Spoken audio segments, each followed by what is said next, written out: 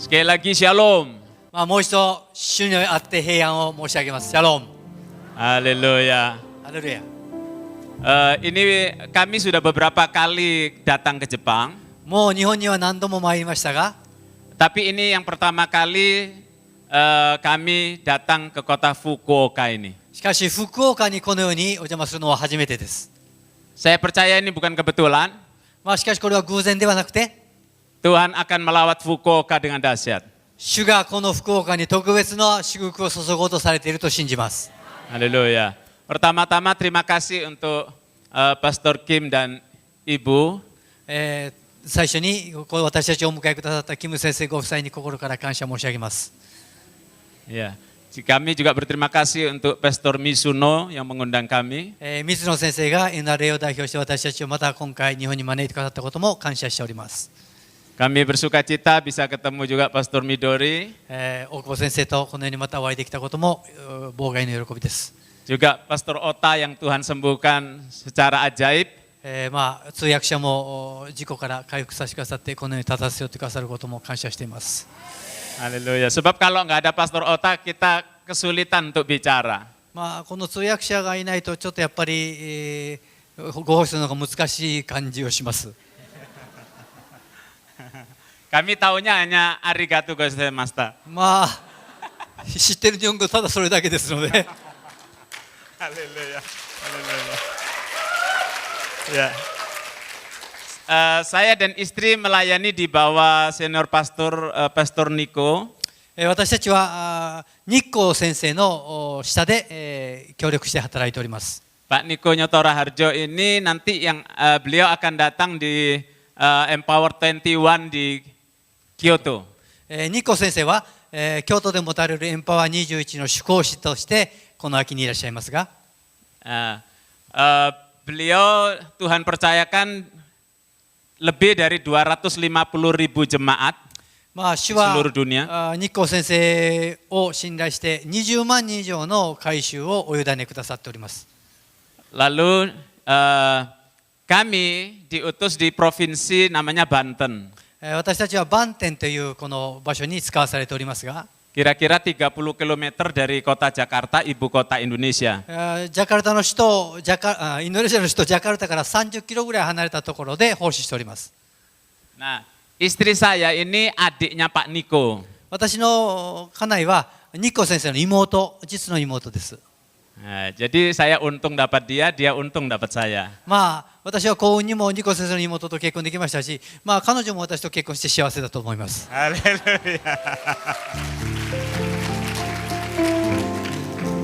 Ya, sebelum istri saya menyampaikan tentang menara doa, 私の家内は後ほどこの祈りの塔についてのご説明をさせていただきますが、 saya mau sampaikan tentang doa peperangan. 私はその前に戦いの祈り、祈りの戦いについて話します。 Mari kita buka dulu Yakobus 4 ayat yang kedua. 4章、ヤコブ書4章の2節を開きたいと思います。 Yakobus 4 ayat yang kedua. ヤコブの4章の2節を開きます。私はメガネを出します。4章2節、あなた方が欲しがっても自分のものにならないと人殺しをするのです。羨んでも手に入れることができないと争ったり戦ったりするのです。あなた方のものにならないのはあなた方が願わないからです。 Kalimat terakhir katakan kamu tidak memperoleh apa-apa karena kamu tidak berdoa. あなた方が何も手に入れることができないのはあなた方が願わないからだと書いてありますね。 Jadi artinya kalau kita berdoa pasti memperoleh sesuatu dari Tuhan. 裏を返せば私たちが祈ったら必ず何者か何かを手に入れることができるということです。 Banyak orang Kristen ingin dapat sesuatu dari Tuhan tapi mereka malas berdoa. 多くのクリスチャンたちはあれしてほしいな、これをしてほしいなと思いますけども、祈るということに対してあまりにも怠けすぎます。 Nah, salah satu doa yang penting yang harus kita lakukan いろんな祈りの種類がありますが、そのうちとっても大切なことの一つは adalah doa peperangan. 戦いの祈りです。 Banyak orang Kristen berdoa mengucap syukur. 感謝の祈りをする人はたくさんいます。yang paling populer adalah doa minta sesuatu kepada Tuhan. まあ一番皆さんが好きなのは、神様あれしてください、これしてくださいというお願いの祈りが多いです。 Tapi Alkitab mengajar kita harus memakai selengkap senjata Allah melawan musuh kita. しかし聖書は同時に私たちが霊の戦いの武具を身にまとって戦って祈る、戦うということも教えています。 Efesus 6 ayat 12 katakan bahwa kita melakukan peperangan dengan roh-roh jahat di udara. エペソの6章の12節にはそのような武具を身にまとってこの空中の権威を司っている者に戦え、立ち向かえとあります。 Tuhan Yesus berkata, dalam namaku tanda-tanda ini akan menyertai orang percaya. 私の名によって祈る者にこのような印が伴うとイエス様が約束なさいました。 Dalam namaku mereka akan mengusir setan-setan. 私の名によって悪霊どもを追い出し、 Banyak gereja tidak mengajar jemaatnya untuk mengusir setan. しかし多くの教会ではサタン、悪霊どもを追い出すということを教会で教えてはいません。 Nah, ayat yang lain mengatakan, 別の箇所を読みますと、 kalau kita tidak mengusir setan, setan tidak akan lari. 私たちがサタンに立ち向かって追い出さない限り、サタンはそこから出ていかないということです。 Dalam Yakobus 4 ayat 7 dikatakan, ヤコブの4章の7節には、 tunduklah kepada Allah 神に従え、 dan lawanlah iblis, 悪魔に立ち向かえ、 maka ia akan lari daripadamu. そうすれば悪魔はあなた方から逃げ去るとあるんです。 Jadi kita bukan hanya disuruh tunduk pada Allah, ですから私たちは神に従う、神様の前に頭、首を下げるだけではなくて、 tapi kita disuruh mengusir iblis. しかし同時に悪魔に立ち向かう、悪魔を追い出すということが命じられています。 Tapi nomor satu kita harus tunduk pada Allah. しかしまず第一番に私たちは神に従うということが大事です。 Harus melakukan firman Tuhan, 御言葉をちゃんと行うことです。守ること。 baru bisa mengusir iblis. その後にサタンに立ち向かい、サタンを追い出すんです。 Banyak orang Kristen tidak bisa mengusir iblis karena tidak tunduk kepada Allah. 多くのクリスチャンたちは悪魔に立ち向かう力を何も持っていません。なぜですか？神に従っていないからです。 Kalau istri tidak tunduk pada suami, dia tidak bisa mengusir iblis. 奥さん方が旦那さんにちゃんと使えるということをしなかったら悪魔を追い出すことはできませんよ、皆さん。 Ya. 本当ですよ。 Kalau jemaat tidak tunduk pada gembala, dia tidak bisa mengusir iblis. 改宗が牧師に対して正しい関係を持って尊敬してなかったら悪魔を追い出すことはできませんよ。 Kalau anak-anak tidak menghormati orang tua, tidak bisa mengusir iblis. 子供たちが親に対してちゃんと敬意を払ってなかったら悪魔になんか立ち向かえないんですよ。 Yang mengerti katakan amin. 分かった人はアーメンと言いなさい。 Haleluya. アーメン。 Nah, pada waktu kami diutus ke kota kami di Tangerang, 私たちはタンゲランという町に、先生から使わされていきました。開拓を始めました。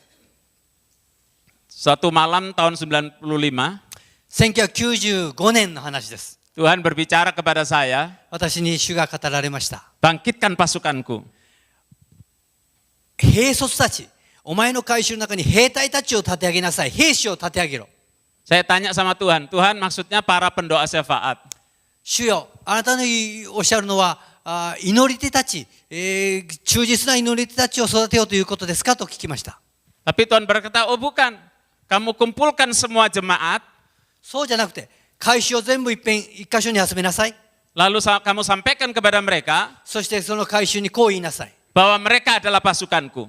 あなた方こそ神の兵卒なんだと伝えなさい。 Jadi bukan hanya para pendoa, この祈り手たちという意味だけではありません。 tapi semua jemaat adalah pasukan Kristus. その特別な祈りが得意な祈り手たちだけではなくて、全会衆が神の兵卒な軍隊なんだと伝えようというんです。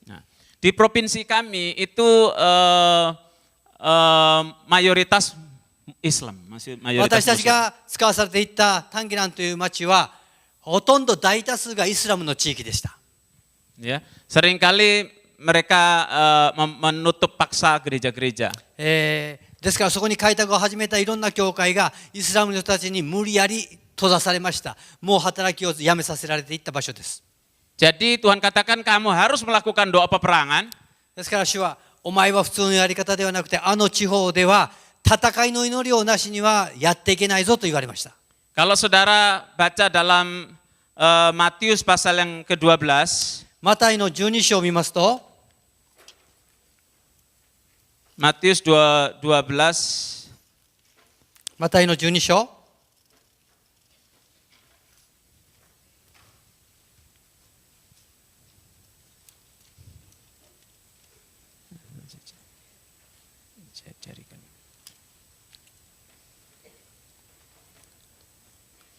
ayat 28-29. 28節と29節。Saya bacakan? Yang disuruh mengikat. Ya. Sebentar. Ya, ya. Benar, Pak. 28-29. Benar. Betul ya?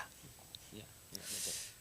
お読みします。マタイの12章の28と29。しかし、私が神の御霊によって悪霊どもを追い出しているのなら、もう神の国はあなた方のところに来ているのです。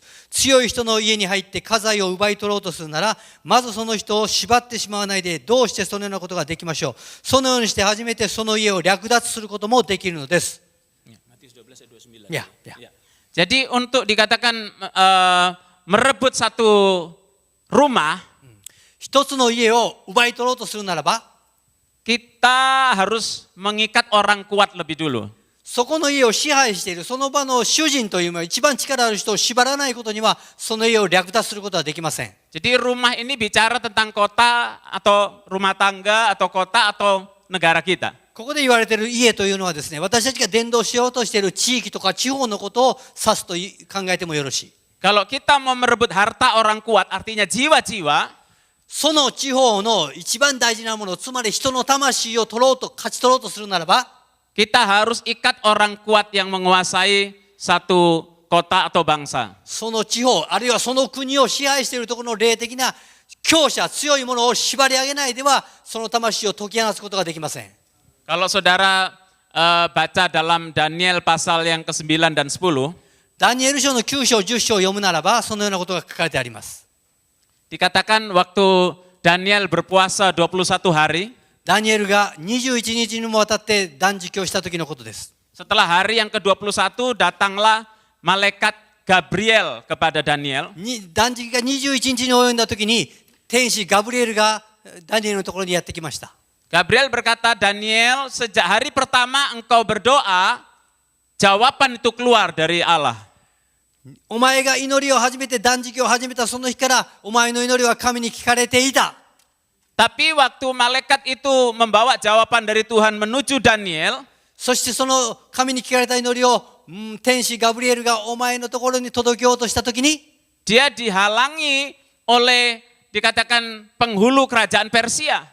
しかし届けようとした天使がそのペルシャを支配しているところの敵に立ちはだかれたのでこの祈りの答えを届けることができなかったとあります。 Jadi itu artinya di atas negara Persia ada orang kuat yang bisa menghalangi jawaban itu sampai kepada ですか Daniel. らダニエルがいたペルシャ地方にはその地方を支配しているところの霊的な強い人がいたのでその戦いがすぐには敗れていかなかったというのです。 Demikian juga di Jepang. 日本も同じようなことです。 Kalau kita mau Jepang penuh kemuliaan Tuhan, もし私たちが日本に大収穫を期待するならば kita harus melakukan peperangan rohani どうしても霊的な戦いというのを避けることができません。 melawan Dewi Matahari, この太陽、火の神様というかアマテラス大神というかそのような敵が支配しておるのです。 kalau kita terus mengalahkan Amaterasu Omikami, そのようなアマテラス大神に対してずっとこの戦いを続けていくならば maka kita bisa merebut jiwa-jiwa yang ada di Jepang. そしてその戦いが突き抜けた時に魂を勝ち取ることができるんです。 Nah, itulah sebabnya kenapa hari-hari ini Tuhan mau kita berdoa 24 jam sehari. それが私たちが最近この24時間絶え間なく祈っているというこの祈りの運動につながっていきました。 Itu yang kita sebut menara doa. それを私たちは24時間7日間ずっと絶えない祈りをしているのを祈りの塔と呼んでおります。 Karena kita melakukan peperangan rohani tingkat tinggi. そこでは霊的な高い次元の戦いをしています。 Jadi peperangan rohani itu ada 3 tingkatan menurut Peter Wagner. ピーター・ワグナーによると、この霊的戦いというのは3つの次元があると言われています。Yang pertama adalah tingkat dasar, それは非常に地上的な霊的な戦い。 peperangan rohani tingkat dasar itu seperti Markus 16 ayat 17. マルコの16章の17節にあるような戦いです。 Tuhan Yesus di sana berkata tanda-tanda ini menyertai orang percaya. 信じる者には次のような印が伴う。またマルコの16章。 Dalam namaku mereka akan mengusir 私の setan-setan. 名によって悪霊どもを追い出し。 Jadi semua orang percaya bisa mengusir setan. ですから、すべて信じるお互いは悪霊を追い出すということはできるんですね、聖書によると。 Banyak orang Kristen kalau mau mengusir setan dia minta gembalanya, pendetanya yang ngusir, dia sendiri tidak mengusir setan. 多くのクリスチャンたちは勘違いしています。悪霊を追い出しなんて私たちのすることじゃない。僕先生呼んでこないとできないと思い込んでいます。 Ya, mereka telepon, halo Pastor Kim, まあ先生、キム先生でいらっしゃいますか。 tolong usir setan untuk saya sendiri tidak bisa ngusir. うちでちょっとこんな問題あるんですけど、やってきてこの悪霊を追い出してください。私どうにもできません。 Ya. Akhirnya banyak pendetanya kecapean karena dia yang mesti ngusir setan, jemaatnya nggak bisa ngusir setan. ですからもう僕先生あっち行ったりこっち行ったりで疲れ果ててしまうんですね。本当だったら回収がやるべきことなんです。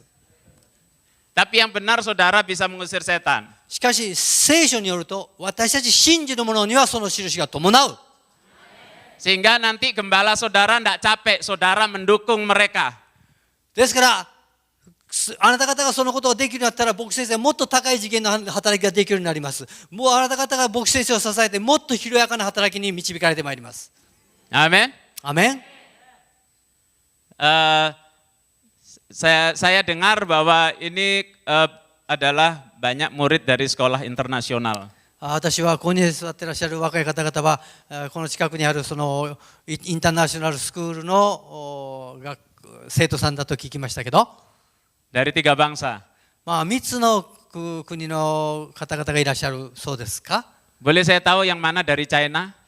中国系の方はどのくらいいらっしゃるんですか。 Ah ya. あ、 Tepuk tangan. まあ拍手しましょう。 Dari China. Kemudian yang dari Korea bisa angkat tangan? 韓国系の方々はどのくらいいらっしゃるんですか。 Oh ya, luar biasa. Pantasan ya. たくさんですね。 Yang dari Korea memuji Tuhannya tidak kalah dengan K-pop. 韓国系の方がこうぴょんぴょん飛んでるのはですね、もう世界的レベルに達していると思いますよ。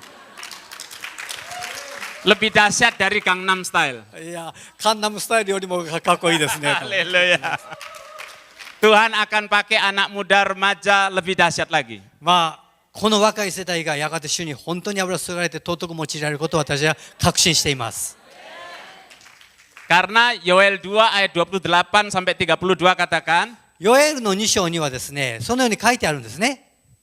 pada waktu Roh Kudus dicurahkan sebelum kedatangan hari Tuhan, 主の日が来られる前に聖霊が注がれます。 yaitu sebelum kedatangan Yesus yang kedua kali, イエス様が再臨なさる前の話ですね。聖霊が注がれる。 maka 3 generasi akan dipakai Tuhan luar その biasa. 時には3つの世代、3世代が用いられる。 Anak-anak kecil, 小さい子供たちから pemuda, 若者たち、 orang tua, そしてその大人たち、親たち、 semuanya akan dipakai Tuhan luar biasa. その3つの世代が主に本当に尊く用いられます。 Haleluya. Saya lihat di sini banyak yang orang lanjut usia, sudah rambut putih. まあここには適当に年取られた方もいらっしゃいます。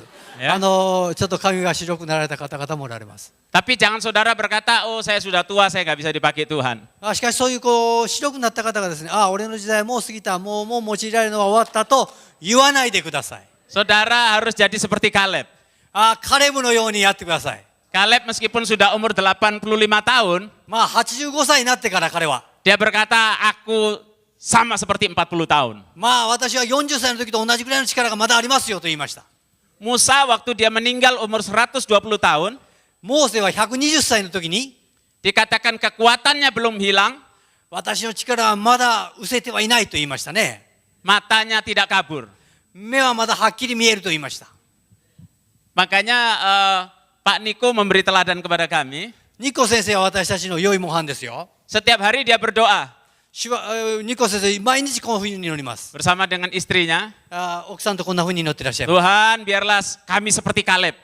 主よ、私たち夫婦をカレブのようにしてくださいと毎朝祈ってます。 Kami seperti Musa. モーセのようにしてくださいと祈ってます。 Mazmur 90 katakan, 詩篇の90編にはこう書いてあります。 umur manusia itu 70 tahun. まあ、人の弱いは70年。 Kalau dia kuat 80 tahun. 健やかであっても80年と書いてますね。 Jadi banyak orang kalau sudah dekat umur 70 dia pikir sudah siap-siap mati. まあ、70歳ぐらいだったらもうそろそろかなと皆さん思い始めるんですよ。 Tapi yang menulis Mazmur 90 itu, yang mengatakan Mazmur 90 itu Musa. まあ、しかし、その詩篇の90編というのはモーセが書いたんですね。 Ternyata Musa matinya umur 120 tahun. モーセは70は健やかであっても80と言いながら自分は120まで生きたんですよ。 Ya. Jadi artinya itu manusia pada umumnya umur 70 80. まあ、一般的にはあの当時70歳ぐらいだったかもしれませんが、 Tapi kalau untuk saudara, Tuhan mau saudara lanjut usia tetap kuat. しかし、あなた方が主に仕えていきたい、健康で仕えていきたいという願いがあるならば、主は続けてあなたに健康を与え続けます。 Yang setuju katakan amin. 信じる人はアーメンと言いましょう。Lalu peperangan rohani tingkat yang kedua, tingkat menengah, 霊的戦いの3つの次元と言いましたが、地上的な一番低い戦いのその次は真ん中の戦いです。 itu bicara tentang tingkat okultisme. これはオカルト的な領域の戦いです。 Seperti terdapat dalam kisah Rasul 19, 使徒の働きの19章にはその領域の戦いが出てきます。 melawan sihir, 占い師との戦いが出てきます。 dukun-dukun. 拝み屋との戦いが出てきます。 Kemudian tingkat peperangan rohani yang ketiga, tingkat tinggi, そのような真ん中の戦いを続けていくと、今度は一番高い三次元と言いましょう。まあ、3つ目の戦いになってきます。 Nah itu yang tadi saya sampaikan di Daniel pasal 9 dan 10. これはさっきダニエル書を引用しましたが、9章、10章に出てくる戦いです。 Nah saudara, seperti yang saya katakan tadi, Tuhan berkata kepada saya, bangkitkan pasukanku. 先ほど言いましたように、私が開拓を始めようとするときに、会衆の中に主の兵卒、主の軍隊を立て上げようと言われたんですね。 Waktu itu orang Kristen di kota kami masih sedikit. 私たちの地域にはクリスチャンはそんなにたくさんいない時でした。 Ya, jemaat di gereja lokal yang saya pimpin itu waktu itu baru 2.000 orang. 2000 jumlahnya. Sudah banyak. Begitu. あんまりたくさんいなかったって言うんですけど、2000人ぐらい、たった2000人ぐらいしかいなかったというので、めっちゃ多いやんかと言ったんですね。 Tapi stuck, ya jumlahnya itu stuck, ya 2.000 saja, tidak bertambah, tidak ada terobosan. まあしかしその地域の2000人というクリスチャンの人口も全然変わりませんでした。もうそれが精一杯、何か硬直状態でした。 Dan mulai ada yang putus asa, memang kita cuma bisa sampai jumlahnya 2.000 saja. もうここでは2000人以上増えないな、もう2000人が限界だなというムードが漂ってました。 Tapi istri saya tidak setuju. しかし私の家内はそのことに対して、そこで妥協してはならない、そんなんで満足しないと言いました。 Dia bilang, mari kita minta sama Tuhan lebih banyak lagi jiwa-jiwa. 一緒にここで戦って、もっとたくさんの魂が与えられるように祈り抜きましょう、戦い抜きましょうと私の妻は言いました。 Jadi kami melakukan yang disebut doa terobosan. ですから、この硬直状態を破っていくところの突き破りの祈りをやり始めました。 Lalu apa yang terjadi setelah kami berulang-ulang bertahun-tahun melakukan doa terobosan? 何年もこの突破していく、壁を破っていく戦いの祈りを続けました。 Jemaat mulai bertambah lagi. 改宗は増えてきました。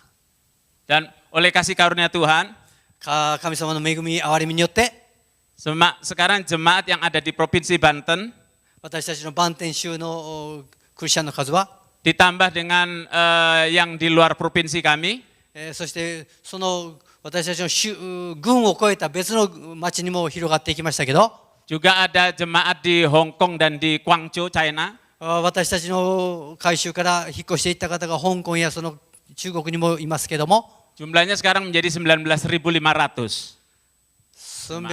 はい、今9500人になりました。 Tepuk tangan buat Tuhan 主 Yesus. に感謝しましょう。ハレルヤ。 Jepang selalu ada di hati kami. 日本はいつも私たちの心の中にあります。 Di menara doa kami ada peta Jepang. 私たちの祈りの塔のことはいつもこの日本を覚えています。 Juga ada peta China. 日本にも祈りの塔ができつつありますし、中国にもできました。 Jadi kami selalu berdoa tiap hari, pendoa-pendoa berdoa untuk Jepang dan China. 私たちの祈りの塔、インドネシアの祈りの塔に毎日毎日祈り手がやってきては日本のことを叫び、中国のために取りなして祈っています。 Ya. Korea juga ada di hati kami. もちろん韓国のこともずっと祈っています。 Ya. Itu sebabnya negara yang pertama kali saya keluar negeri itu ke Korea Selatan. 私が初めて行った外国は私にとっては韓国でした。 Kenapa? Karena waktu itu api doa belum terlalu menyala di Indonesia. その時は韓国に祈りの火が燃えていて、まだインドネシアにその火が移ってない時代でした。 Sehingga kami ambil api doa dari Korea Selatan. ですから韓国の祈り火を持って帰りたいと思って最初に行ったのが韓国でした。 Lalu pendeta David Choyonggi katakan, チョヨンギ先生がこう言いました。 seorang pendoanya melihat そしてそのチョヨン先生の祈り手の一人がこう言いました。 bahwa kaki Dian yang ada di Korea Selatan pindah ke Indonesia. kaki。 Kaki Dian.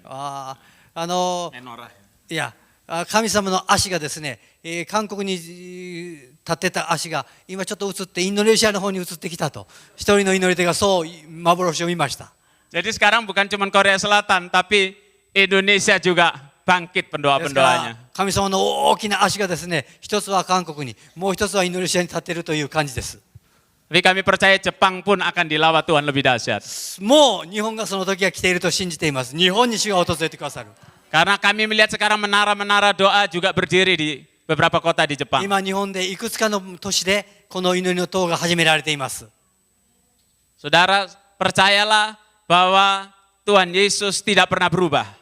主が昨日も今日も常しにお変わりないことを信じましょう。 Sekalipun Jepang kelihatannya sulit waktu lalu, これまでのところ日本は難しいと思われてきたとしても、 tapi kalau kita terus berdoa memuji menyembah Tuhan, しかし私が祈り続け、主を賛美し続けていくならば、 atmosfer alam roh Jepang akan berubah. この霊的な上空のムードは変わっていくのです。 Kalau atmosfer alam rohnya berubah, この霊的雰囲気が変わっていくならば、 orang akan gampang bertobat. 人々はたやすくイエス様を信じるようになるんです。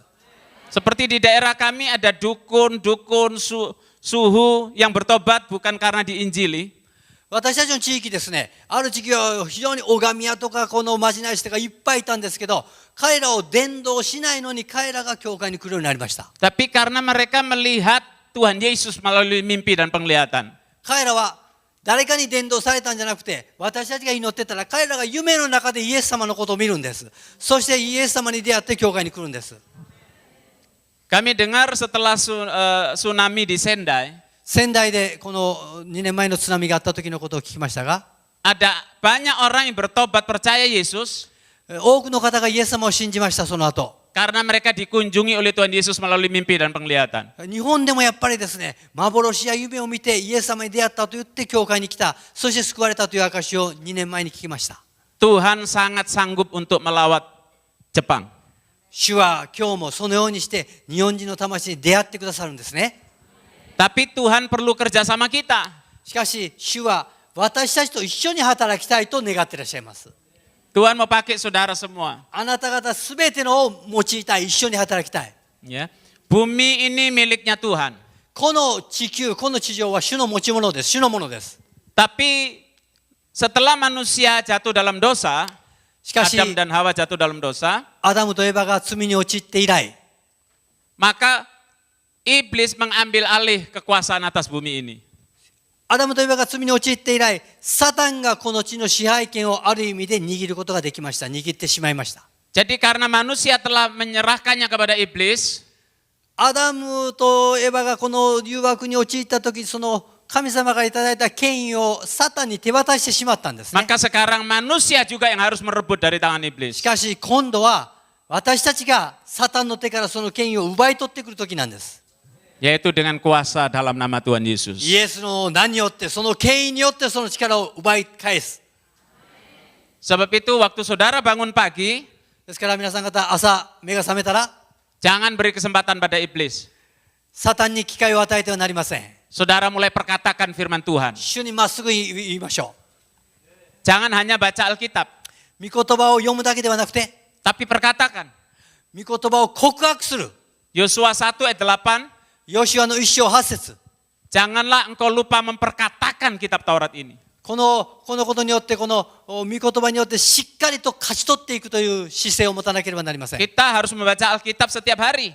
私たちは御言葉を毎日読むことは当たり前ですが、信仰を持って告白していくことが大事です。 Tapi untuk melakukan peperangan rohani, そしてこの祈りの戦いをやっていくためには、 saudara harus memperkatakan firman Tuhan. 御言葉をはっきりと告白することです。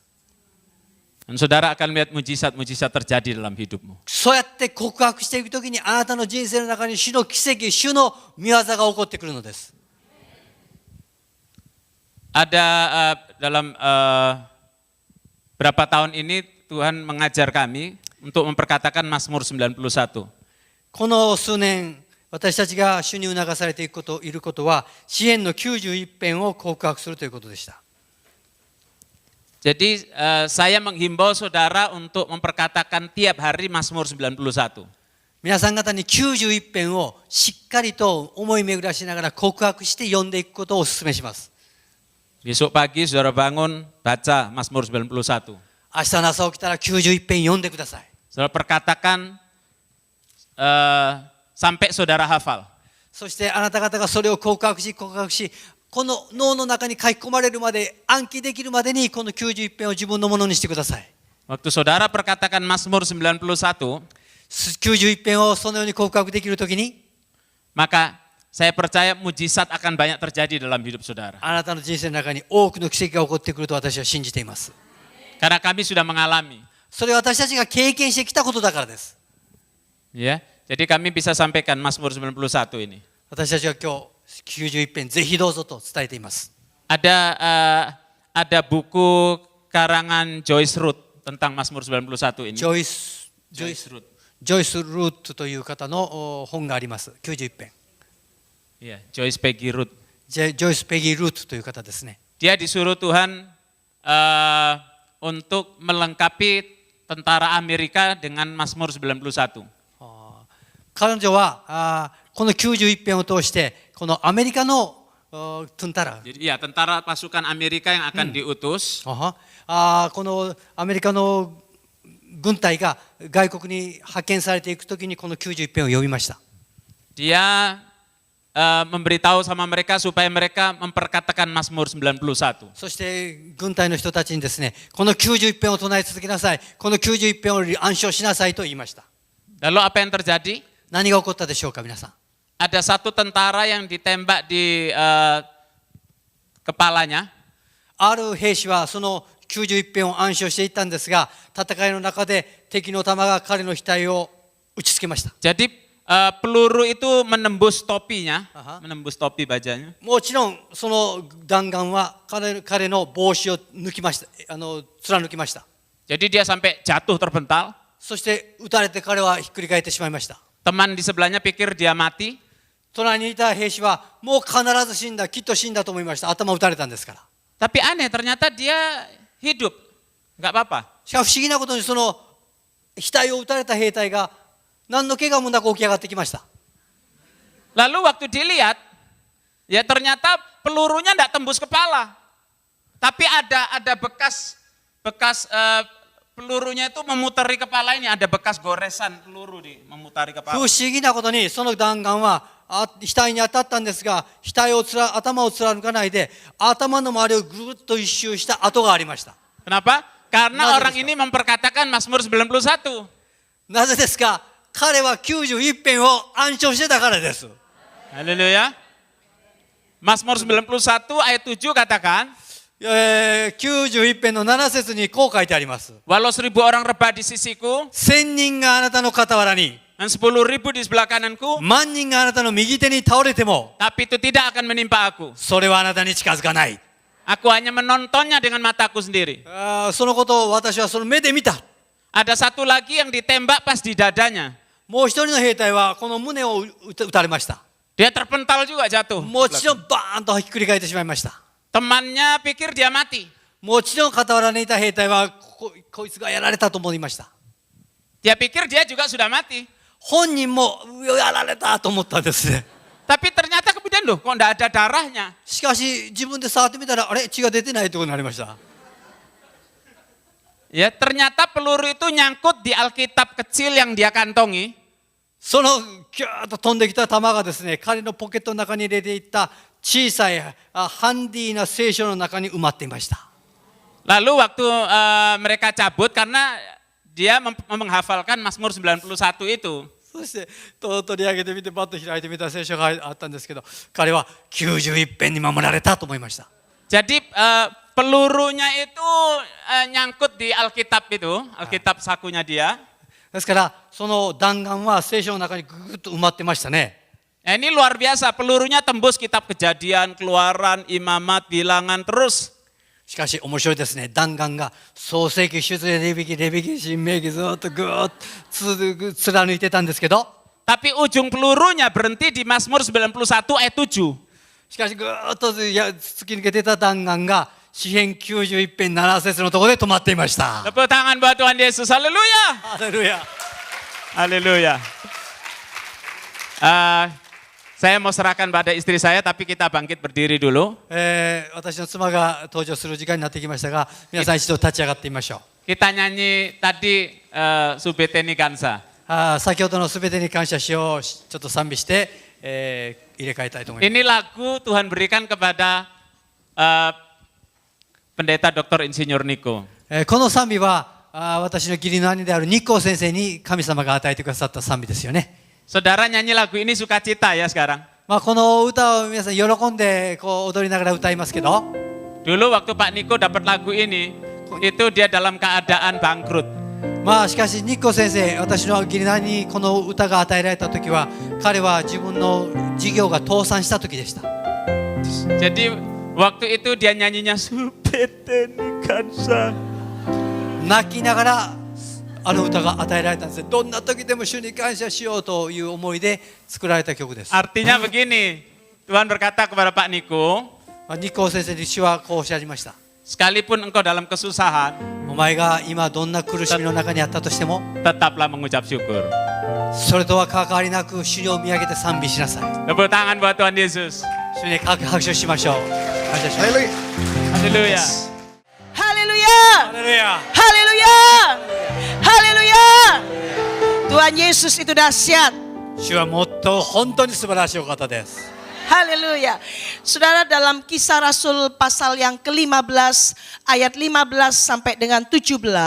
使徒の働きの15章の15節16節あたりに、 Nanti Pastor Ota akan bacakan buat saudara. あなた方のために通訳者がお読みしますが、 Di situ dikatakan bahwa sebelum kedatangan Tuhan yang kedua kali, 主 Tuhan が akan merestorasi Pondok Daud. にもう一度帰ってこられる前に、主はダビデの幕屋を建て直すということが書かれてあります。 Atau kalau bisa baca barengan sama Pastor Ota, saudara ya. じゃあ私は読んでみますね。使徒の働きの15章の16節以降しばらくお読みします。16節。この後私は帰ってきて倒れたダビデの幕屋を建て直す。 Tunggu dulu. Semua sudah dapatkan? もう開きましたか？いいですか？ Dibaca bareng sama Pastor Ota. じゃあ私が読みますから目で追ってください。いいですか？16節。この後私は帰ってきて倒れたダビデの幕屋を建て直す。すなわち廃墟と化した Sebentar 幕屋を saudara, 建て直 sebentar. し。 Saudara juga memperkatakan barengan sama Pastor Ota. では私と一緒に声出して読んでみましょう。 Iya. もう一回行きましょう。じゃあ声出して一緒に読みましょう。3回。この後私は帰ってきて倒れたダビデの幕屋を建て直す。すなわち廃墟と化した幕屋を建て直し、それを元通りにする。それは残った人々、すなわち私の名で呼ばれる異邦人が皆主を求めるようになるためである。大昔からこれらのことを知らせておられる主がこう言われる。アメン。 Amin. Amin. Amen. Saudara, sebelum kedatangan Tuhan Yesus yang kedua kali, Tuhan akan merestorasi kembali Pondok Daud. 主はもう一度帰ってこられる前にダビデの幕屋を建て直すという約束で Yang す。 mengerti katakan amin. 分かった方はアーメンと言いましょう。 Amin. Amin. Saudara, restorasi Pondok Daud itu apa? ではダビデの幕屋が回復されるということは具体的にはどういう意味でしょうか。 Restorasi Pondok Daud adalah doa, pujian, penyembahan bersama-sama siang dan malam. このダビデの幕屋が回復されるということは、私たちの祈りと賛美と主を礼拝する、主を崇めていくことが一つになって24時間昼も夜も捧げられるということです。 Amin. アメン。 Kita mau memperkatakan bersama-sama, Syoni, katakan restorasi Pondok Daud adalah ダビデの幕屋の回復とはということを今一緒に言いたいんですが、 sama-sama restorasi Pondok Daud adalah ダビデの幕屋の回復とは3、はい。 doa, pujian, penyembahan bersama-sama siang dan malam. 昼も夜も祈りと賛美と礼拝が捧げ続けられること。3、はい。昼も夜も祈りと賛美と礼拝が続けられるこ Katakan と。まあそんなことですね。 katakan amin. アメンと言いましょう。 Saudara, yang dimaksud doa, pujian, penyembahan bersama-sama siang dan malam itu apa aplikasinya? この祈りと賛美と主をあがめることが昼も夜も絶え間なく捧げられるということは、もっと具体的に言えばどういうことでしょうか。 Aplikasinya adalah tentang menara doa. それはこのダビデの幕屋というものが具体的に現れることなんですけれども、 Yang mengerti katakan amin. まあそのことを今から学びたい、知っていきたいと思う方はアーメンと言いましょう。 Saya mau bandingkan saudara tentang Pondok Daud dengan menara doa. 私はこのダビデの幕屋の回復と祈りの塔が立て上げられるということは本当に一つであると主の前で信じております。 Karena ini sama saudara. それは全く一つのことなんです。同じことなんです。 Saudara perhatikan baik-baik ya. よくどうぞ注意して聞いてください。 Pondok Daud itu yang pertama adanya di Bukit Sion. ダビデの幕屋っていうのはシオンの丘に最初建てられました。 Amin. アメン。 Pengertian daripada menara doa adalah 祈りの塔というのは、 yang pertama itu bicara tentang tempat tinggi. 祈りの塔というのは高い場所、高いところで主に祈るということですね。 Sama, Pondok Daud adanya di Bukit Sion, tempat yang tinggi. シオンの丘にダビデの幕屋が建てられた。あれは丘の上高いところでした。 Menara doa juga yang pertama itu bicara tentang tempat tinggi. 祈りの塔もやはり高いところに置かれるということが意味されています。 Artinya orang-orang yang mau berdoa di menara doa adalah orang-orang yang mau levelnya itu naik ke tempat yang tinggi. 私たちが祈りの塔に上がって祈りたいという時に、私たちもまた霊的な高みに引き上げられたいという願いがあるからです。 Katakan amin. アーメンでしょうか。 Pengertian praktis dari Pondok Daud yang kedua, まあ2つ目にこの祈りの塔の理解ですが、 di Pondok Daud itu hanya ada tabut perjanjian Allah. 祈りの塔のもう一つはですね、この契約の箱を意味しています。 Kemudian di sekeliling tabut Allah itu ada pemuji penyembah yang 24 jam memuji menyembah Tuhan. この契約の箱の周りには24時間賛美する賛美専門家たちがおりました。 Dan dikatakan di situ itu berganti-gantian mengisinya orang yang memuji, berdoa, memuji, menyembah Tuhan. 24時間一人の人が賛美してたわけじゃありません。交代交代で当番決めてその契約の箱の周りで賛美が捧げられていました。 Pengertian yang kedua daripada menara doa adalah di menara doa ada doa, pujian, penyembahan selama 24 jam dalam sehari. その絶えることなく昼も夜も24時間祈りと賛美と主をあがめる礼拝が捧げられ続けるところに意味があります。 Sama, amin, そうなんです。 amin, アーメンでしょうか。 amin. アーメンですか。 Jadi di menara doa itu ada doa, pujian, penyembahan terus menerus, saudara. ですから祈りの塔というのはその3つが絶え間なく24時間続いていくのです。 Memang kalau tidak bisa dalam sehari langsung 24 jam, biasanya dimulai mungkin dari 3 jam awal setiap harinya. でもいきなり最初から24時間ずっと続けましょうと言っても人数的に難しいこともあります。上限的に難しいので、普通いろんなところで始まるときには1日毎日3時間ある場所で特定の場所で祈りが続けられるというところからスタートします。 Nanti begitu 3 jam sudah terus kuat, ditambah lagi jadi 6 jam dalam sehari. 3時間ではもう足りないようなムード盛り上がってきますよね。で、今度は6時間になっていきます。 Setelah 6 jam kuat terus, ditambah 3 jam jadi 9 jam 6時間 sehari. 祈るともっと祝福されてきますから、今度は9時間になっていきます。 Nanti terus sampai 24 jam dalam sehari. そのようにして祈りがぐーっと重なっていく、深まっていくと24時間になっていくんです。 Haleluya. ハレルヤ。 Haleluya. Haleluya. Haleluya. Haleluya. Jadi di menara doa itu adanya doa, pujian, penyembahan terus menerus. もう一度申し上げます。祈りの塔というのは24時間祈りと賛美と主をあがめる礼拝が続けられているところです。 Amin. アーメン。 Amin. アーメンでしょうか。 Jadi di menara doa bukan tempatnya orang tidur. ですから祈りの塔というのはですね、そこ行ってちょっと休むとか寝てくるとかそういう場所ではないんですね。いいですか？アーメン。そこ行ってちょっと居眠りする場所じゃないんですよ。 Amin. アーメンですよ。 Amin. Di menara doa ada apa, saudara? Di menara doa ada apa saja? 何があるんでしたっけ？祈りの塔の中には。 Amin. Amen. Haleluya. Berikan kemuliaan buat Tuhan Yesus. Haleluya. Sama seperti pada waktu Pondok Daud.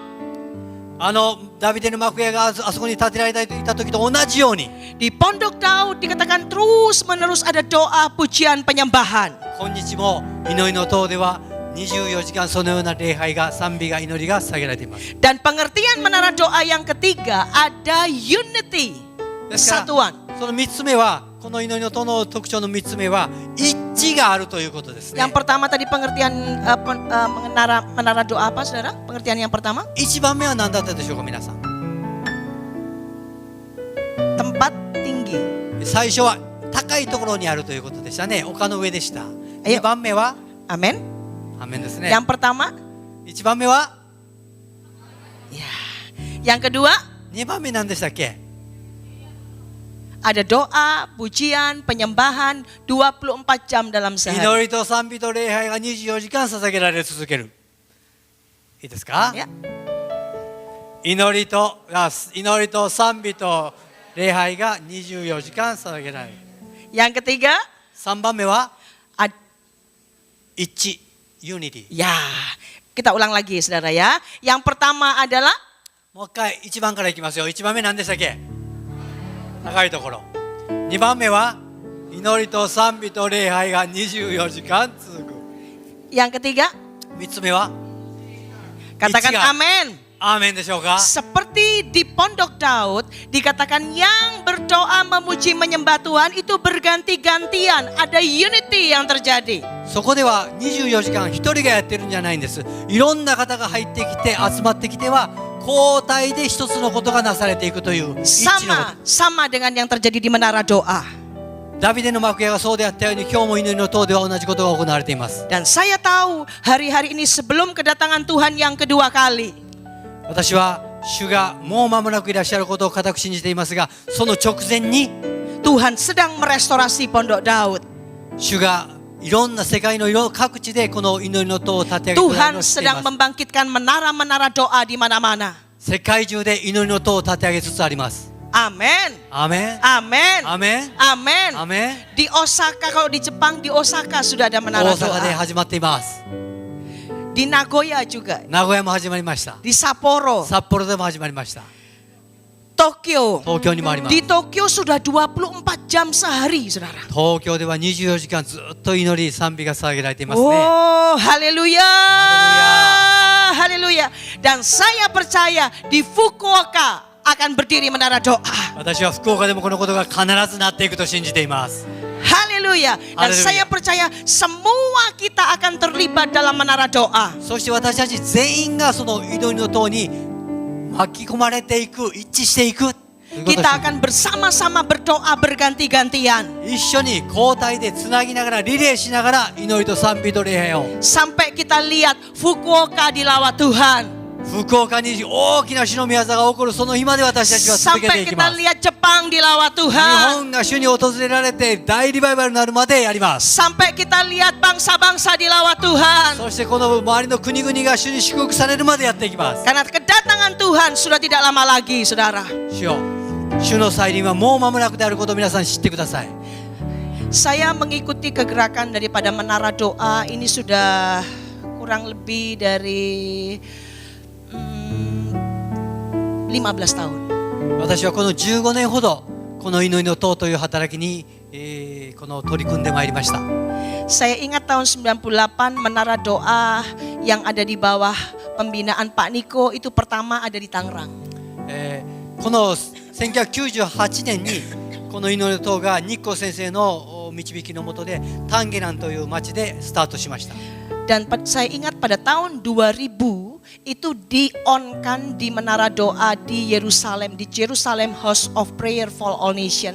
はい、そしてその2年後2000年にこのエルサレムで、世界祈祷の働きがやっとスタートしました。その2年後にエルサレムで世界中に呼びかけていく祈りの働きがスタートしました。 Dikatakan tanpa Menara Doa tidak ada penuaian jiwa-jiwa. 私に関する限り祈りの塔をなくして魂の大収穫というものを見ることがなかったと確信しています。 Jadi kalau mau menuai jiwa-jiwa harus ada Menara Doa. 私はですからどこに行ってももし魂の収穫見たいんだったらこの祈りの塔をやってくださいと Yang setuju katakan amin. そう言い続けです。信じる人はアーメンと言いましょう。 Nah saudara, setelah itu saya melihat di bangsa-bangsa mulai berdiri menara-menara doa. そして98年に始まり2000年に呼びかけられて今世界中でこの祈りの塔が始まってきています。 Tetapi buat saya saudara, saya tuh mengamati 3-4 tahun terakhir ini bangsa-bangsa menangkap tentang menara doa itu luar biasa. この 3,4 年世界中のいろんな国を見ますとこの祈りの塔に対して非常に応答してくる国々が増えてきた。非常に応答が良くなってきた。 Lebih dari tahun-tahun sebelumnya. もうそれ以前の時と比べたら考えられないほどこの 3,4 年というのはすごく祈りの塔が増えてきました。 Yang paling surprise buat saya, di Jepang itu bisa ada menara doa, itu dahsyat. 私はこの日本がその大きな可能性を秘めているという予感で動かされています。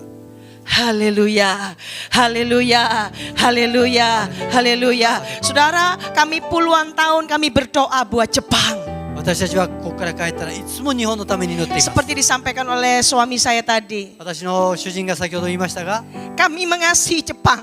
日本を愛しています。 Kami rindu Jepang dilawat Tuhan, saudara. 日本が主の訪れを受けて大きく変えられることをいつも願っています。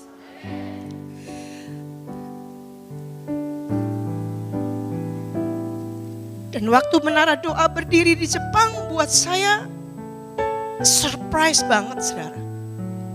日本に祈りの塔がこの動きが始まった時私は本当に喜びと驚きでこうごちゃ混ぜになった感動でした。 Dan buat saya melihat atmosfer di Jepang dan itu kesaksian dari banyak bangsa. Atmosfer di Jepang itu berubah.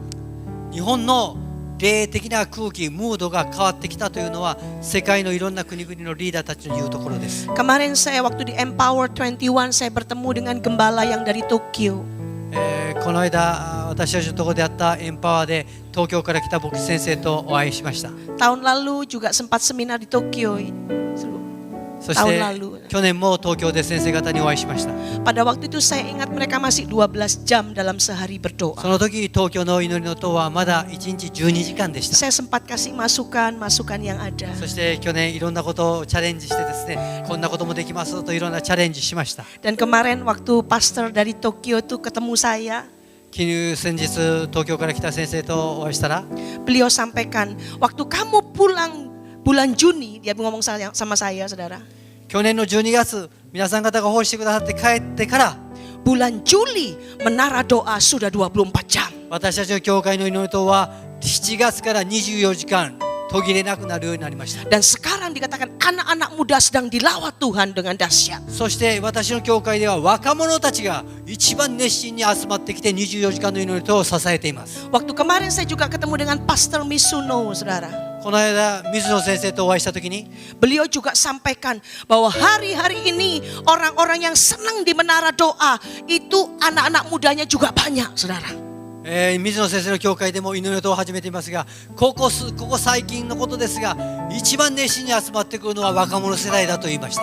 Buat saya, waktu saya dengar Jepang ngalami lawatan Allah, 今日本を主が訪れてくださって、日本人の魂を揺り動かしてくださっていると信じています。 buat saya, saudara, Tuhan Yesus itu dahsyat. 私にとって本当に主は素晴らしいお方がなさる。 Tuhan Yesus itu 今成してくださっている方です。主は本当にものすごいお方 Tuhan です。 Yesus itu dahsyat. 本当に素晴らしい方です。 Dan saya percaya Jepang pasti ngalami lawatan Allah. 私は日本が必ず主の訪れを受けて大きく変えられると信じています。 Fukuoka akan ngalami lawatan Allah yang dahsyat. 皆さん、福岡が主の訪れを受けるんですよ。 Yang setuju katakan 信じる amin. 人はアーメンと言いましょう。 Haleluya.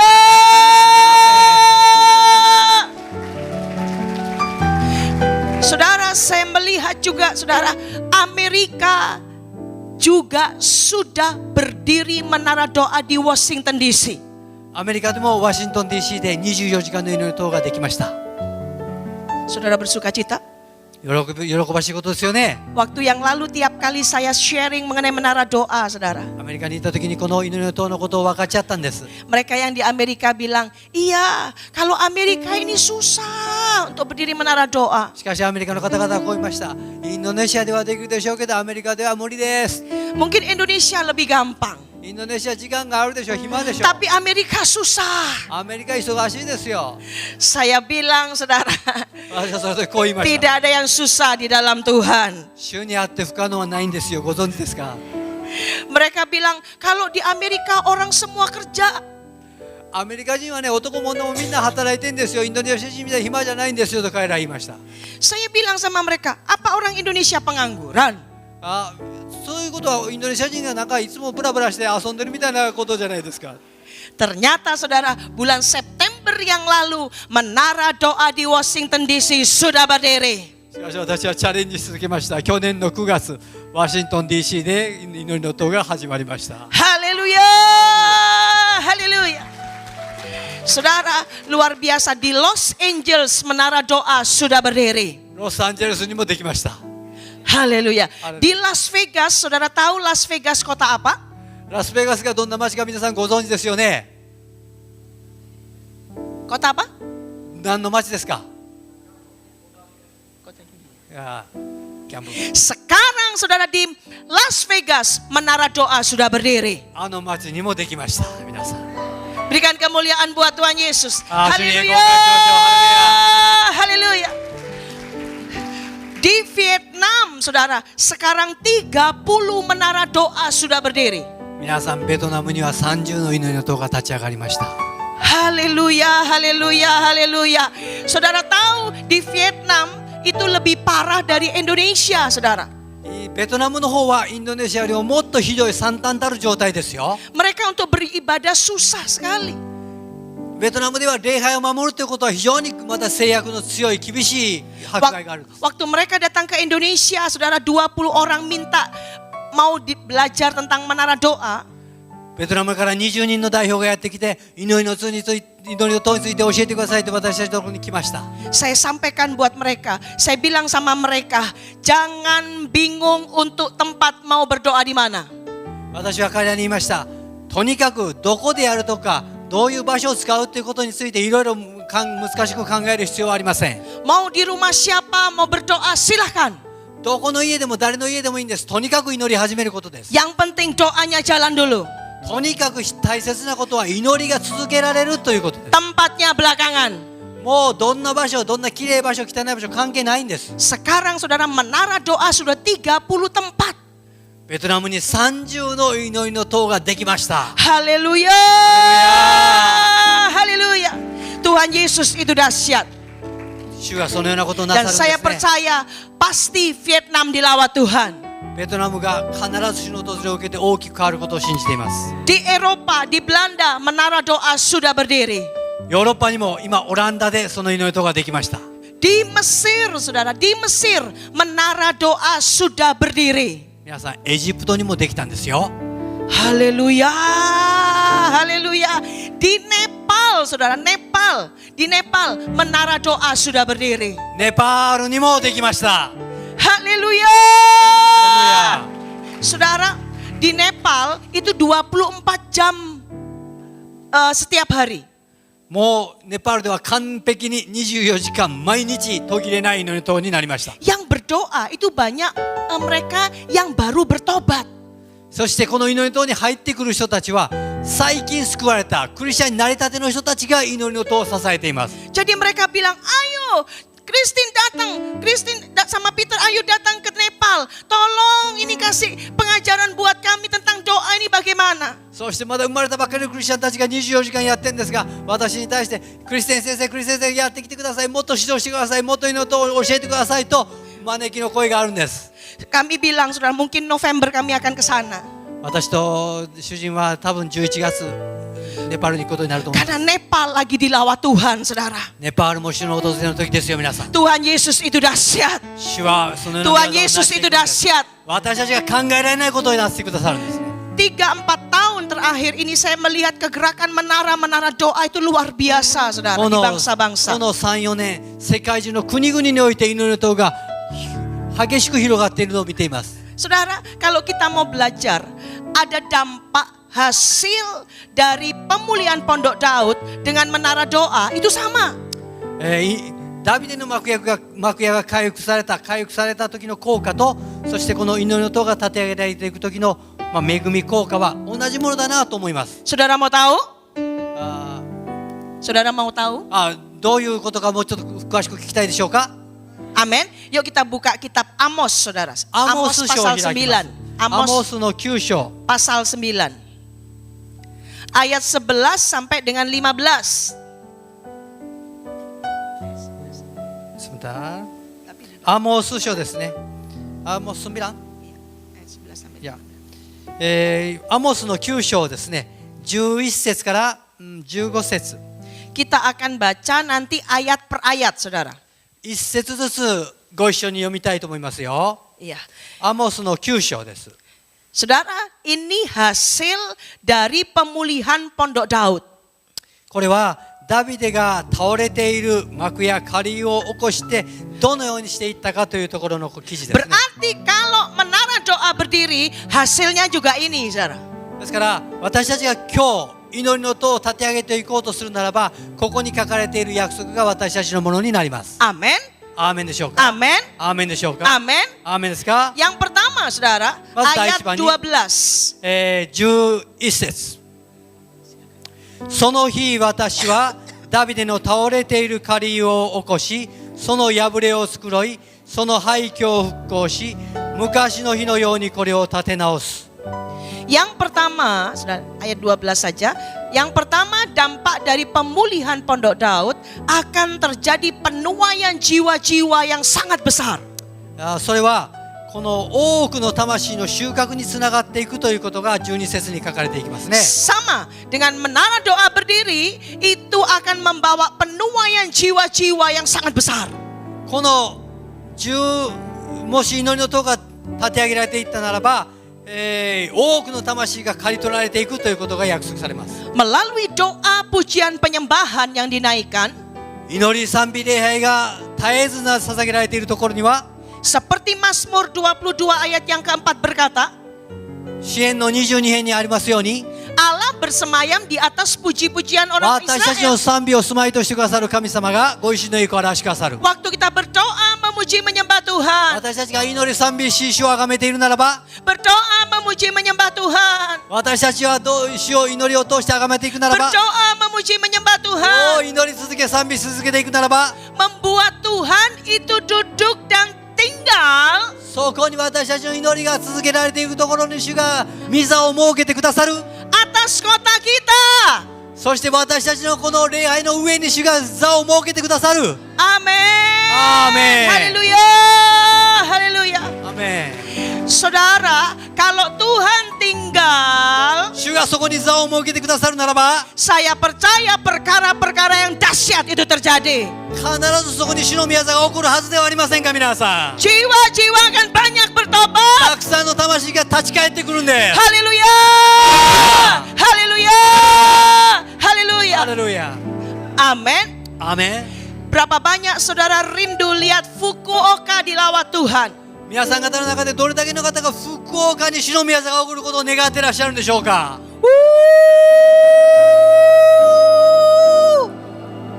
Tidak ada jalan lain.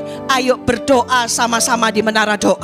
それを願ってるんだったら祈りしかないんですよ。祈りしかないんですよ。集まって祈るしかないんですよ。 Amin. Amin. Amin. Amin. Amin. Saya percaya saudara akan terheran-heran melihat jiwa-jiwa dituai buat Tuhan Yesus. 皆さん方が祈りを通して神様のものすごい奇跡栄光を見ることを信じてやりません。 Amin. アーメン。 Tiba-tiba di satu desa bertobat. 皆さん、一つの村がこぞってイエス様に立ち返ってくる日が来るんですよ。 Amin. Amin. Tiba-tiba orang-orang di dekat rumah saudara bertobat. 皆さん方のご近所の一軒一親族がクリスチャンになるという日が来るんですよ。 Haleluya. Dan saya percaya saudara, kalau kita rindu lihat jiwa-jiwa ngalami lawatan Allah yang dahsyat. 私たちがこの神様の偉大な宮座を見たいと願うならば、 Ayo sama-sama doa di menara doa. この祈りの塔に参加していきましょう。立て上げていきましょう。 Ayat yang kedua, ayat 13a, ayat 13. アモスの baca 9 saja. 章の13節。見よその日が来る主の見告げ。その日には耕す者が刈る者に近寄り、ブドウを踏む者が種まく者に近寄る。それまで Amin. Iya, ayat 13 saja saudara. 13節だけですね。はい。Okay. Ya, ya. Yang kedua, saudara, dampak dari pemulihan Pondok Daud artinya sama hasil daripada menara doa. Dampak kalau ada menara doa. Yang kedua adalah pertumbuhan rohani yang dipercepat. もう一つはですね、魂が勝ち取られてくるだけじゃなくて、この祈りの塔がなされていくときにですね、霊的な成長が加速度的になっていくということです。救われたクリスチャンたちが早く成熟していくということです。 Saudara, saya terlalu percaya hari-hari ini orang yang bertobat, saudara, itu mereka akan dipercepat rohaninya. 私たちが最近経験していることは、信じて間もない人たちの霊的成熟がすごく早い、すごく成熟して用いられるということです。 Anak-anak muda seperti ini, anak-anak kecil ini, saudara, hari-hari ini, saudara, dengan adanya menara doa, pertumbuhan rohani mereka dipercepat. このような若い世代、幼い世代が祈りの塔に入ってきて、祈って賛美して礼拝しているときに、すごく霊的な成長が目覚ましいということです。 Amin. Jadi kita pun, saya percaya, kita juga rohani kita akan dipercepat. 私たちある程度年齢を重ねたものも同じことです。この24時間絶え間ない臨在の場所に行くとですね、霊的に深く耕されて成長が促進されるということです。 Amin. Amin. Yang ketiga, pencurahan Roh Kudus secara berlimpah-limpah. そして聖霊の油注ぎがますます豊かになってくるということです。 Yang pertama terjadi penuaian jiwa yang besar. まず第一に祈りの塔をやったら、たくさんの魂が収穫してくるということです。 Amin. Amin. Yang kedua, pertumbuhan rohani yang dipercepat. 2番目には霊的成長が著しく早くなります。 Yang ketiga, akan terjadi pencurahan Roh Kudus secara berlimpah-limpah. 3番目には聖霊の油注ぎがますます豊かになるということです。 Amin. アーメン。 Seperti tadi disampaikan oleh suami saya, 私の主人が先ほど言いましたが、 akan terjadi pencurahan Roh Kudus yang luar biasa atas 3 generasi. 3つの世代にわたってこの聖霊の油注ぎが非常に著しくなる。 Amin. アーメン。 Anak-anak kecil ini akan dipakai Tuhan, saudara. 幼い子たちが主に用いられていきます。 Anak-anak remaja, youth akan dipakai Tuhan. ユースの世代、若者世代が主に用いられます。 Berapa banyak saudara hari-hari ini saya dengar kesaksian anak-anak kecil doain orang sakit sembuh. 私はこのような世代、このぐらいの年頃の子たちが病の人たちのために祈って目覚ましい癒しが起こったという証をたくさん聞いています。 Orang tuanya bertobat. 子供の祈りで親が悔い改めたということをよく聞きます。 Anak-anak kecil dipakai Tuhan. 小さい子供たち主に用いられるんですよ。 Karena itu saya percaya hari-hari ini Roh Kudus dicurahkan lebih dahsyat waktu menara doa berdiri. 祈りの塔が立て上げられている時に幼子たちにまで激しい聖霊の油注ぎがあります。 Yang keempat, saudara, dalam ayat 14, nanti nomor 4 sampai nomor 6 itu ada di dalam ayat 14. Saudara. 14節見ますと次のポイントが出てきますが、14節を読みましょう。3、はい、私は私の民イスラエルの繁栄を元通りにする。彼らは荒れた町々を立て直して住み、ブドウ畑を作ってそのブドウ酒を飲み、果樹園を作ってその実を食べる。 Yang nomor 4, dampak dari pemulihan Pondok Daud adalah 4番目、祈りの塔ができてこのダビデの幕屋が回復されていく時の4つ目の印は、 akan terjadi banyak pemulihan dan mujizat. 癒しと奇跡。 Pemulihan dan mujizat banyak terjadi. 4番目の印は癒しと奇跡がまた顕著に現れてくるということ。 Amin. アーメン。 Amin. アーメン。 Saya percaya waktu di menara doa akan terjadi pemulihan yang terjadi. 祈りの塔のところではたくさんの癒しが起こるんですよ、実際のところ。 Akan terjadi banyak mujizat dan kesembuhan. 奇跡的な癒し、それらが本当によく起こるようになってきます。 Dan pewahyuan Tuhan akan berikan. そして主の啓示、主の幻、そのような主が直接語られる、教えられるということがたくさん起こります。 Di menara doa. 祈りの塔です。 Saudara, ada seorang penjaga menara doa.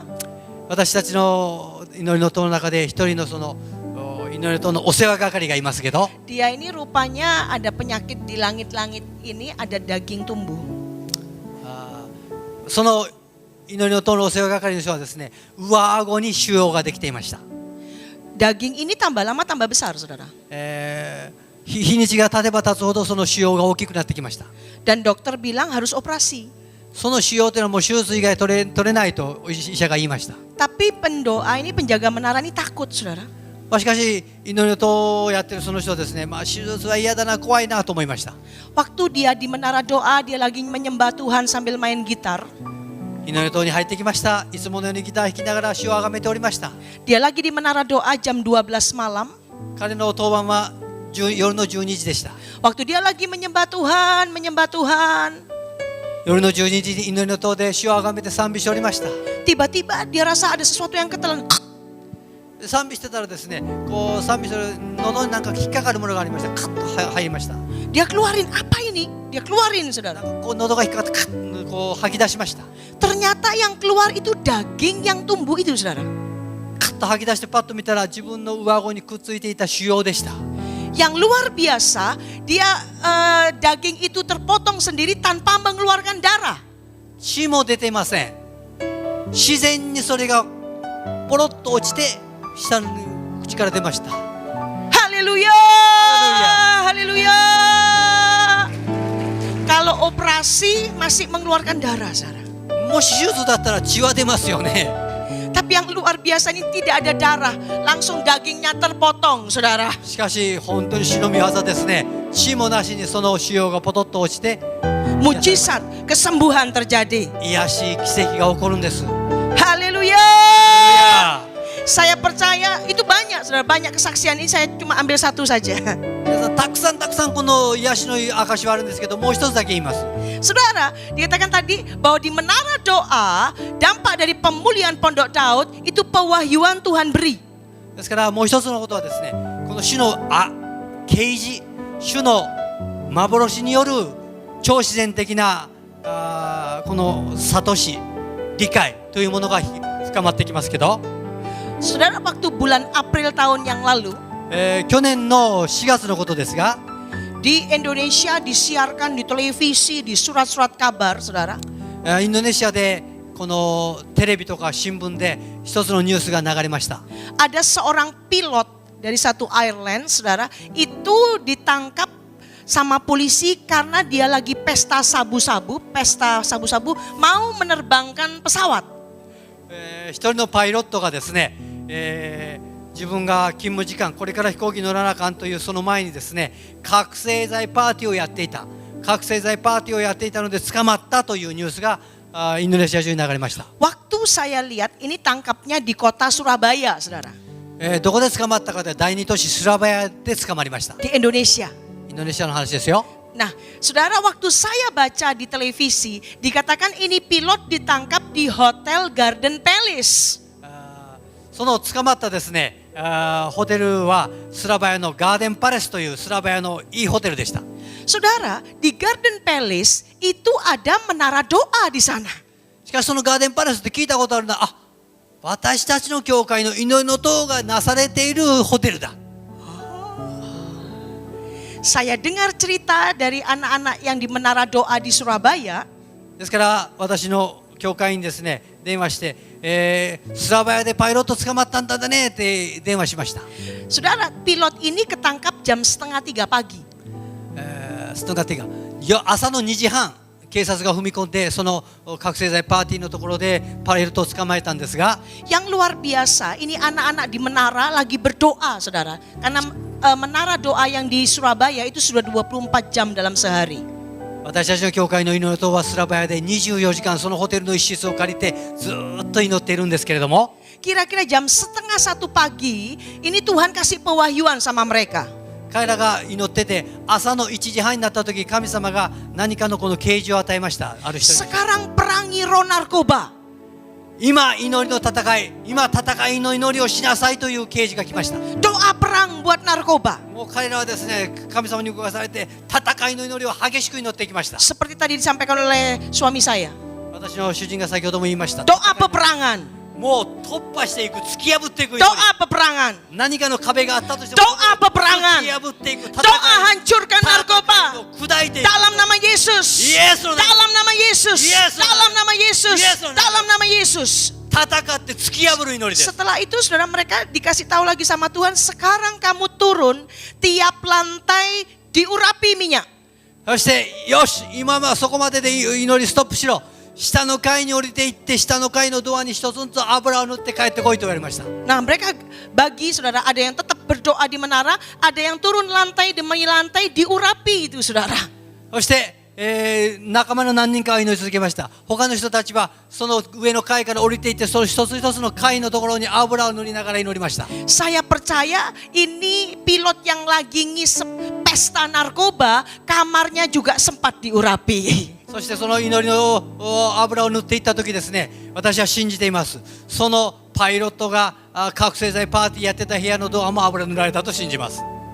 Haleluya saudara. Kira-kira jam 2:30 pagi polisi datang ini ke hotel saudara. 2:30 pagi. Anak-anak pada kaget semua. 1時半に祈って2時半に警察がやってきて捕まえたんですよ。 Ternyata ada pilot di situ yang lagi pesta narkoba.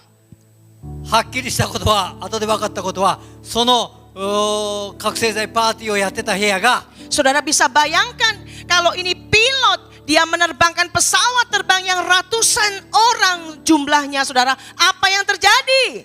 皆さんもしこのパイロットが捕まらなくてですね覚醒剤の影響のまま飛行機を操縦したらどうなるでしょうか。何百人が犠牲になったでしょうか。 Tapi Tuhan selamatkan anak-anaknya. しかし主はそのような命を救いました。 Dan setelah waktu itu ditangkap saudara. パイロット捕まりました。 Puji Tuhan. 主を賛美します。 Puji Tuhan. 主を賛美します。 Puji Tuhan. 主を賛美します。 Haleluya. Amin. Saya percaya di menara doa Tuhan akan berikan pewahyuan demi pewahyuan. ですから祈りを通していたらですね、そういう啓示が来るんですね。下の階に行って祈れ、下の階でよくないことが行われている啓示が来るんですね。戦って祈りました。 Untuk melawan teroris tidak ada yang lain kecuali melalui doa. 皆さん、テロリストの問題もありますが、これは祈り以外に立ち向かうことはできません。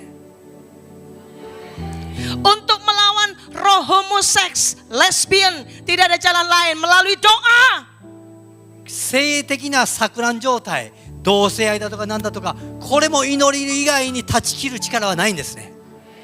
Saudara, Jepang itu termasuk negara yang tertinggi yang untuk homoseks dan lesbi. 皆さん、日本もまた同性愛では世界の最先端行っている国の一つです。 Betul? そうでしょうか。 Betul もう saudara. 大っぴらに公にそういうものが Dan saudara, dalam ayat firman Tuhan dikatakan seorang pemburit itu tidak masuk surga.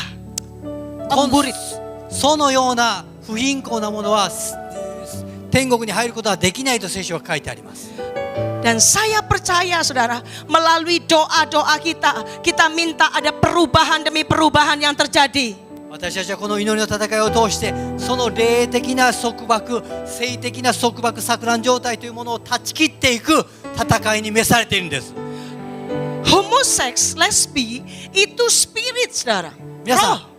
同性愛というのはですね、何か私は体の問題じゃなくて霊的な問題なんですね。 Tidak ada yang bisa ngelawan kecuali kita dengan doa, spirit, Roh Kudus.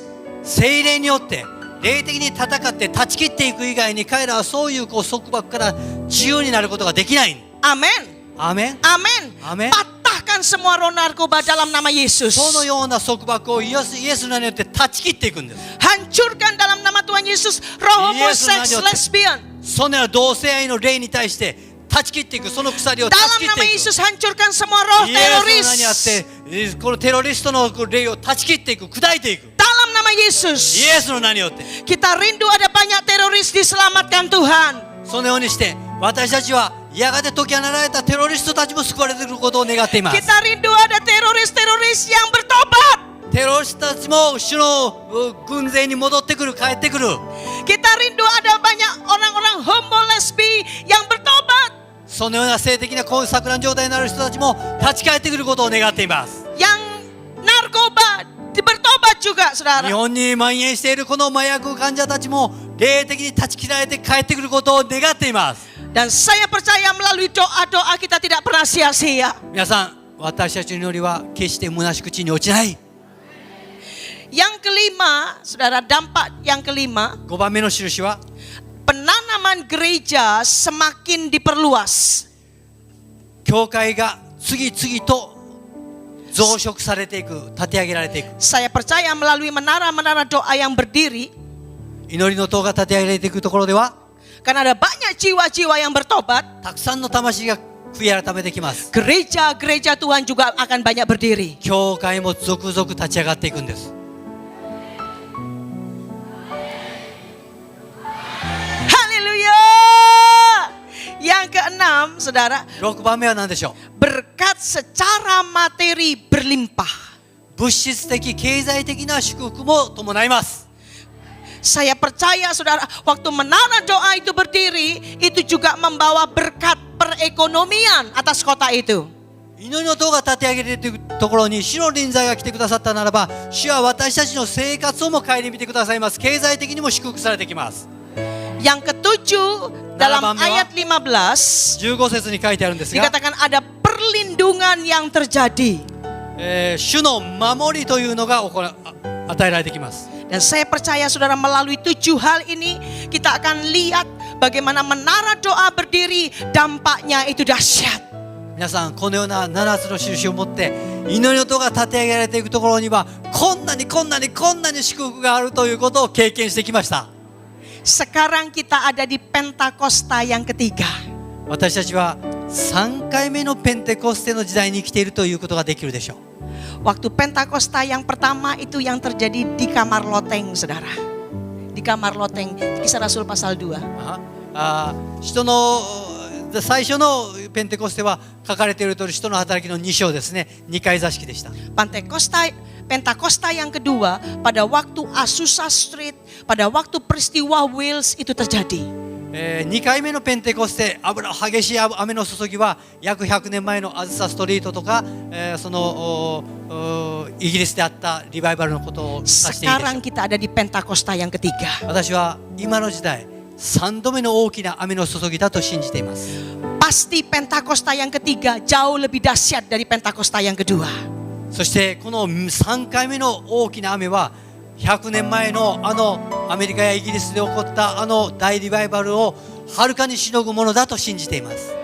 Saya ingat 1904 pada waktu Pentakosta yang kedua. 1904年第2回目のペンテコステの時 Di Wales itu sedang terjadi lawatan Allah yang dahsyat. イギリスのウェールズですごいリバイバルが起こりました。 Wales itu dekatnya Inggris, saudara. イギリスですね、ウェールズ。 Pada waktu itu dikatakan tiba-tiba orang-orang yang lagi minum minuman keras, lagi di tempat prostitusi, mereka lari ke jalan raya, mereka nangis, saya orang berdosa, dikatakan, saudara. ウェールズで起こったリバイバルはですね、飲み屋で飲んでいた連中が、あるいは売春宿で転がり込んでいた連中が道路に出てきて泣きながら、助けてください、助けてください、私は罪人です、滅ぶばかりです、そう叫んで主に立ち返ってきたんですね。 Mereka lari rame-rame datang ke kantor polisi, saudara. そしてこの飲み屋で荒くれたちがですね、飲んでいたのが通りに出てきて警察署に駆け込んできて悔い改めたんです。 Mereka bilang sama polisi, ampuni saya Pak Polisi, saya minum minuman keras, saya narkoba dan main perempuan dan sebagainya. 警察署にやってきてですね、助けてください、私は罪人です、私は酒飲みです、本当に妻を裏切りました、本当に愚かなものですと彼らは泣きながら警察署にやってきたんです。 Polisi katakan ini bukan bagian saya. 警察署の人たちは言いました、ここはあなたたちの来るところじゃありません。 Lalu polisi telepon, saudara, teleponin pendeta-pendeta di Wales. 教会中に電話して、こんな人たちがやってきますけどあなたたちが引き受けてくださいと警察か Saudara ら電話かかり tahu, ました。 pada waktu itu tiba-tiba gereja penuh sesak dengan jiwa-jiwa. ですから皆さん、そんな風に崩れていた、砕かれていた人たちが立ち返ってくるんです。 Haleluya. Saudara tahu itu tidak terjadi dengan sendirinya. しかし皆さん、それは何か自然に勝手に何か起こったことではないんですね。 Waktu diselidiki ternyata saudara ada sekitar 7 sampai 8 orang yang konsisten setiap hari berdoa buat Wales. しかしウェールズにただなんとなく起こったんじゃなくて、その時少なくとも調査したら7人8人本当にウェールズのリバイバルのために祈り続けた人たちのグループがあったというんです。 Mereka nangis buat Wales, mereka bilang Tuhan lawat Wales. 彼らは泣きながら、主よウェールズです、主よこの地を救ってくださいと叫び続けたんですね。 Tuhan lawat Wales. 主よ訪れてください、この地を訪れてくださいと祈り続けた。 Tuhan lawat Wales. 主よこのウェールズを救ってくださ Dan い。 dikatakan tiba-tiba Allah melangkah turun dari sorga. しかしその時に御使いが天からこの地に降りてきました。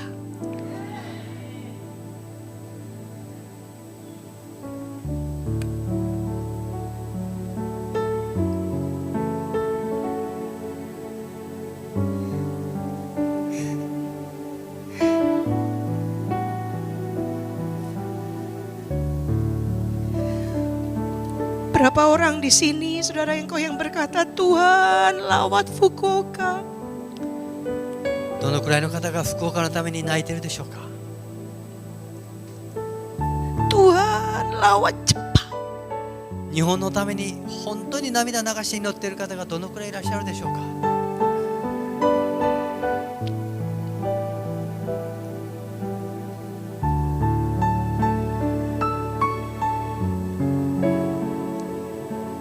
Kalau engkau mau lihat lawatan Allah yang dahsyat atas kota ini, もしこの町にこの地に主の訪れを望んで願っているのならば、 engkau mau lihat lawatan Allah yang dahsyat buat Jepang, 日本に主の目覚ましい訪れを見たいと願っているならば、 perlu ada orang seperti yang 7-8 orang yang konsisten berdoa. 途切れることなく祈り続けたウェールズの7人8人に学ぼうではありませんか。 Nangis berdoa, ひざまずいて nangis berdoa 泣いて祈って、 untuk kotanya, この町のために、 untuk bangsanya. この国のために。 Berapa orang yang berkata, Tuhan, 何人ぐらいの方が主よ私です、用いてください、祈り手としてください。 saya mau ada dalam menara doa. 私はこの地に祈りの塔が建てられることを本当に願っています。 Aku mau berdoa di menara doa, Tuhan. 祈りの塔を作ってください、私も祈り手としてください。どのくらいの方が手を挙げられるんでしょうか。 Aku mau berdoa buat kotaku. この町、この県のために、この地のために Aku mau berdoa buat bangsaku. 祈りたいです。この国のために取りなし手になりたいです。どのくらいいらっしゃいます。 Kau yang berkata seperti tadi saya katakan, 私が先ほど申した通りです。 silakan maju ke depan sini, saudara. どうぞ祈り手となりたい、油注がれたい方、前の方にいらっしゃってください。